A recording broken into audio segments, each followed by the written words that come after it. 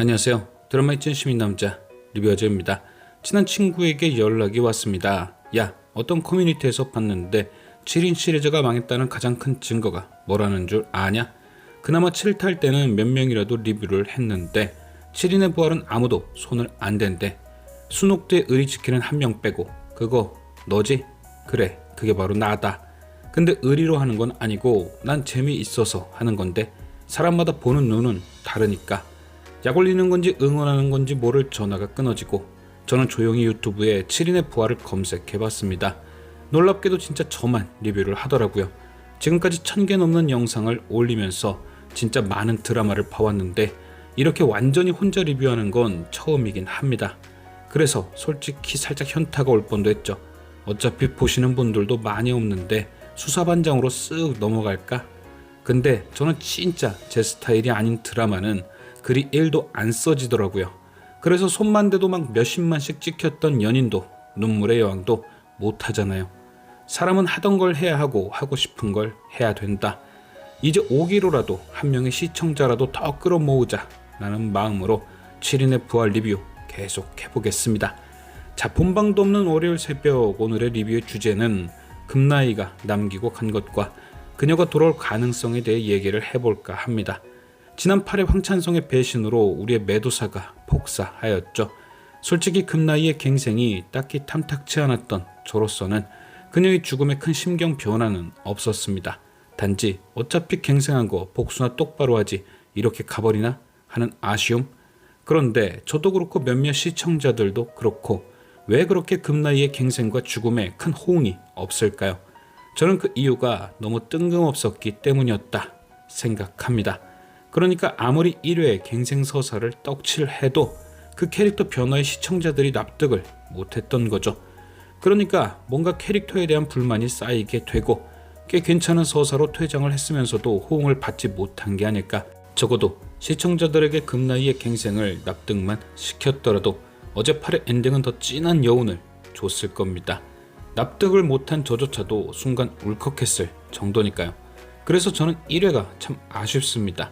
금나이가 메두사임을 몇 회 늦게 공개하더라도 그녀의 갱생서사에 힘을 좀 줬으면 어땠을까.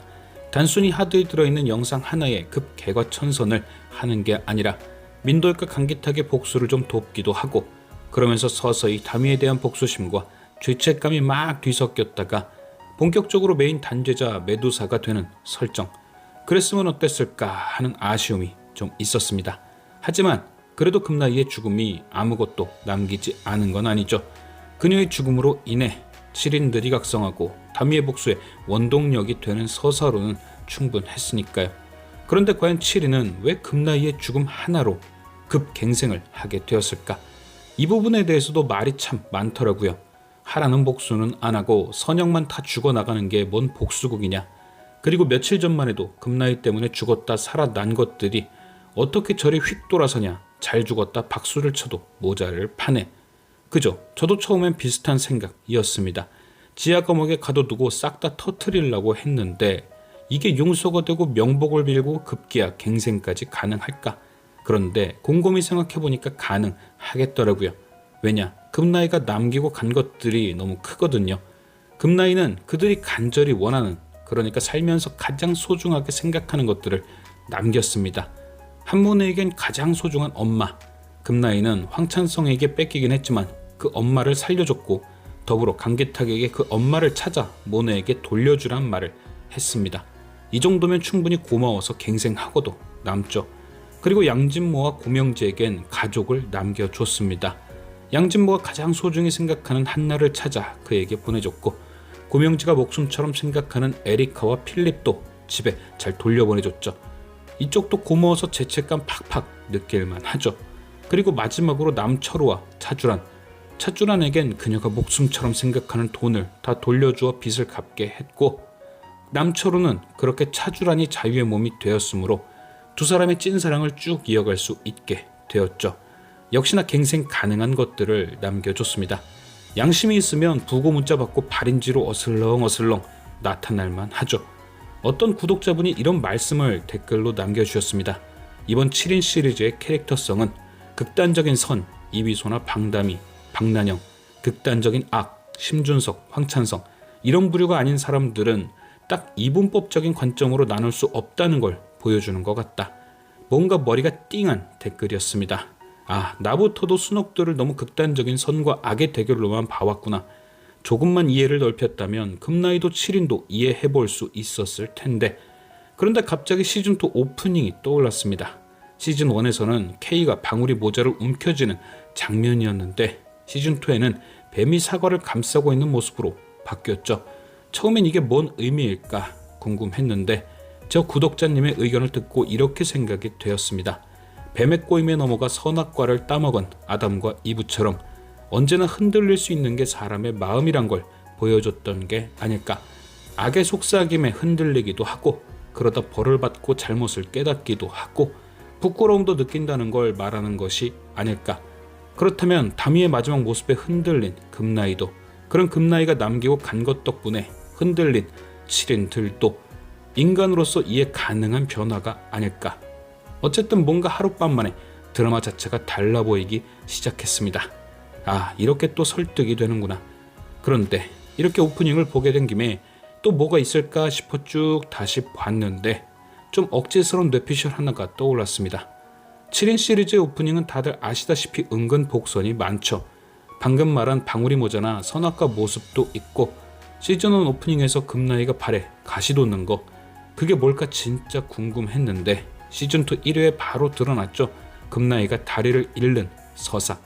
그 외에 K의 등장이 본격화되고 나선 방송 회차 중간에 오프닝이 바뀌며 K가 등장하기도 했고 매튜의 모습과 K의 모습이 겹치며 두 사람이 하나라는 서사도 보여줬죠. 그런데 시즌2 오프닝을 보면 시즌1의 오프닝과 도드라지게 달라진 부분이 등장합니다. 그리고 만약 그게 복선이라면 이런 뇌피셜이 가능하죠. 첫 번째는 K의 체스판 위에서 도망치던 7인이 탈출해서 멀쩡했는데 부활해선 모두 무너진다. 그 안에 금나이도 포함되어 있으므로 그 무너짐을 죽음으로 가정하면 왠지 무너지지 않은 민도역을 제외하곤 모두 죽게 되거나 그에 상응하는 데미지를 입게 되진 않을까. 방칠성과 금나이가 갱생 후 결국엔 퇴장을 한 만큼 갱생의 길에 들어선 7인도 똑같이 될 수 있다는 의견이 충분히 나올 수 있습니다. 그리고 두 번째는 금나이가 무너진 곳에서 등장한 메두사 방패. 처음엔 이게 금나이가 메두사라는 복선 정도로만 생각했는데 가만 보니 무너진 다음에 등장했잖아요. 그래서 저는 이게 금나이는 죽었지만 메두사는 돌아온다. 즉 금나이가 아닌 황정은 배우의 재등장을 알리는 복선이 아닐까 생각해봤습니다. 금나이의 죽음은 그녀의 죽음으로 많은 것이 변했기에 충분히 찐죽일 가능성이 크지만 그녀의 모습을 한 누군가가 민도역을 돕는 2대 메두사가 되어 나타난다. 굳이 미셸이 그 미국으로 가고 치유 얘기가 나오는 게 그녀가 금나이 혹은 박난영의 모습으로 메두사가 되진 않을까 하는 예상을 쓱 미뤄봅니다. 과연 탈출과 마찬가지로 9회부터 많은 게 달라질 7인의 부활은 어떤 모습으로 우리에게 다가올지 지금까지 시청해주신 여러분께 감사드리며 리뷰어저는 또 다른 리뷰로 돌아오겠습니다.